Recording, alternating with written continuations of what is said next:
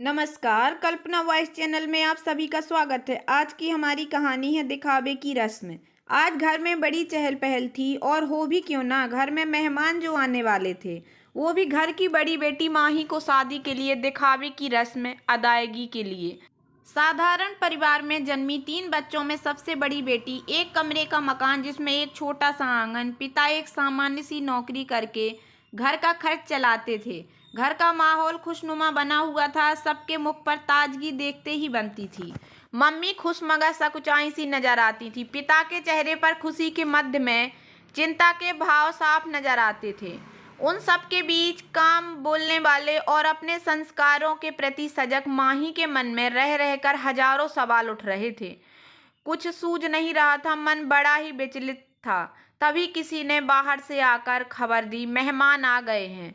छोटे से मकान में चहलकदमी, बड़ सब इधर उधर दौड़ने, व्यवस्था के संवारने में व्यस्त हो गए। जैसे ही मेहमानों के घर के अंदर प्रवेश किया, उनका जोरदार स्वागत किया गया और बातचीत की रस्म अदायगी होने लगी। कमरे के अंदर बैठी वो साधारण कन्या अभी भी खुद के सवालों में उलझी थी। मम्मी उसको समझा रही थी कि मेहमानों के सामने कैसे व्यवहार करना चाहिए, जो जन्म से ही दिखती आ रही थी। मगर आज उससे मम्मी ने क्या क्या कहा उसे कुछ मालूम नहीं था। वो तो खुद में ही उलझी थी। अचानक दरवाजे से आवाज सुनाई दी, बेटी माही। हाँ, पापा सकुचाते हुए अचानक जवाब दिया।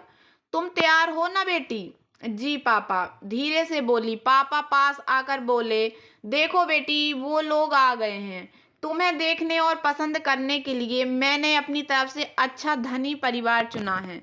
लड़का सुशिक्षित और समझदार है। तेरा जीवन सदा खुशियों से भरा हो, इससे ज्यादा और हमें क्या चाहिए। बाकी आखिरी फैसला अब तुम पर है, जिसमें मेरा पूर्णतः समर्थन होगा। कहते हुए पिता ने बेटी के सर पर दुलार भरा हाथ फेरा। पिताजी, क्या मैं कुछ पूछ सकती हूँ? सहसा माही बोल पड़ी। हाँ हाँ बेटा, पूछो, सरल भाव से पिता ने जवाब दिया। क्या धनवान लोग ही सुखी रह सकते हैं? हम जैसे साधारण लोग सुखी जीवन नहीं जी सकते क्या? धन दौलत का नाम ही खुशी है। पिता चुपचाप थे। आज पहली बार बेटी ने उनसे खुलकर बात की थी। वो अपनी बात कहते हुए बोलती जा रही थी। ये देख दिखावे की रस्म का क्या अर्थ है? क्या क्षण भर किसी को देख लेने से हम किसी के व्यक्तित्व को जान सकते हैं? मेरे कहने का तात्पर्य यह नहीं कि मुझे इन लोगों या पैसे वालों से शिकायत है। मैं तो बस यह कहना चाहती हूँ कि मेरी खुशी धन दौलत में नहीं, उन संस्कारों में है जो आज तक आप मुझे सिखाते आए हो। मैंने आपसे ही जाना है कि व्यक्ति से ज्यादा अहम उसका व्यक्तित्व होता है। अगर दो व्यक्तियों के विचारों में समानता हो तो इंसान हर हाल में खुश रह सकता है, वरना अच्छा भला जीवन भी नरक की भेंट चढ़ जाता है। पिता चुपचाप उसकी बातें सुन रहे थे। बातों में सच्चाई थी और हकीकत में जीवन का मूल मंत्र भी। बेटी धारा प्रवाह बोलती जा रही थी, मानो उसके अंदर का सैलाब आज फूट पड़ा हो और वो उनमें शब्दों के माध्यम से कतरा कतरा बह रही हो। क्या दिखावे की रस्म का इतना बड़ा स्वांग रचकर ही हम एक दूजे के बारे में जान सकते हैं? क्या इस तरह की किसी के व्यक्तित्व, आचरण या जीवन शैली का आभास कर सकती हूँ? मुझे स्वयं को लगता है शायद नहीं। आप यह ना समझना कि मेरे कहने का अर्थ इन सब का विरोध करना है।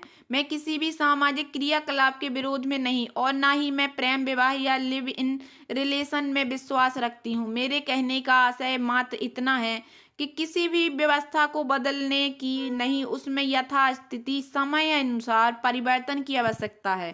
जीवन कैसे जिया जाता है यह आपने मुझे अच्छे से सिखाया है।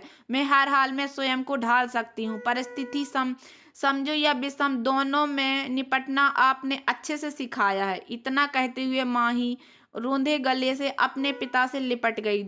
दोनों की आंखों में आंसुओं का सैलाब उमड़ पड़ा था। मम्मी मुंह पर हाथ रखे अपने स्वर को दबाए खड़ी थीं। वो खुद को संभालने में असहाय लग रही थी। पिता में रुआसा होकर अपने दोनों हाथों से बेटी का मुखड़ा ऐसे उठा लिया जैसे बड़ी बड़ी पंक्तियों के मध्य पुष्प कमल हो। बेटी के माथे को चूमते हुए बोले, बेटा, आज मैं कुछ नहीं कहूँगा, फैसला तुझ पर है, छोड़ता हूँ। तेरी सहमति में हमारी सहमति है। आंगन में बैठे मेहमान और परिवार गण शांत भाव से कान लगाकर उनकी बातें सुन रहे थे। इतने में अचानक लड़का खड़ा होकर बोला, माफ कीजिएगा, क्या मैं कुछ बोल सकता हूँ? इतना सुनकर सब सहम से गए। बेटी के पिता आवाज़ सुनकर बाहर आ गए और बोले, हाँ बेटा, क्यों नहीं, कहिए आप क्या कहना चाहते हैं।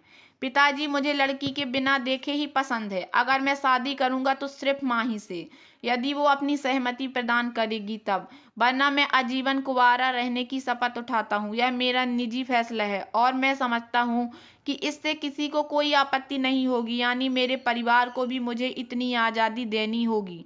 लड़के का निर्भीक फैसला सुनकर सब अचंभित हो और अवाक थे। उसके माता पिता भी उसकी ओर ताकते रह गए। किसी के भी तर्कस में जैसे कोई शब्द बाण बचा ही नहीं था। लड़के ने आगे बोला, मुझे जो देखना था वो देख लिया। मुझे धन दौलत या शारीरिक सुंदरता नहीं, आत्मीय सुंदरता की आवश्यकता है। धन दौलत से तो मैं बचपन से ही खेला हूँ, मगर जो संपत्ति आज मुझे माही के विचारों से प्राप्त हुई है, उससे मुझे आशा ही नहीं विश्वास हो उठा है कि एक तुम बदले, एक मैं बदला। इसका मतलब हम बदल गए, और जब हम बदले तो जग बदले, या ना बदले कम से कम अपने आगे आने वाली पीढ़ी को तो बदला ही सकते हैं।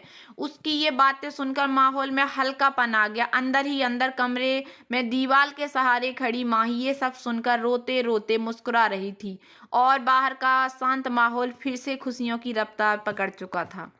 तो दोस्तों, कैसी लगी आप लोगों को मेरी ये छोटी सी कहानी? अगर कहानी पसंद आई हो तो प्लीज़ मेरे वीडियो को लाइक कर देना। चैनल पर नए आए हो तो प्लीज़ सब्सक्राइब कर लेना और ज़्यादा से ज़्यादा शेयर करना। धन्यवाद दोस्तों।